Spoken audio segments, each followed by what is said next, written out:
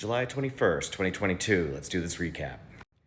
With an 8th session and primetime hearing tonight from the January 6th committee, everything in the news seemed to revolve around or be connected to what was taking place with that, or trying to offer a counter-narrative to it. Politicians themselves were actually pretty quiet today. There wasn't a lot of social media posting, there wasn't a whole lot of stuff going on there. I went back, I scrolled, there really wasn't a lot.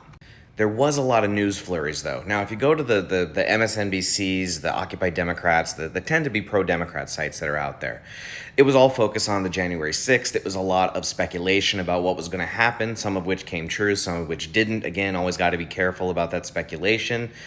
Clickbait is a very real thing. Now, over on the outlets that tend to be pro-Republican, I even went back and looked just before I started making this video. If you go to Fox News right now, the top 4 stories that were there had nothing to do with the January 6th committee, but they all had something to do with instances where people felt like Republican politicians were being persecuted.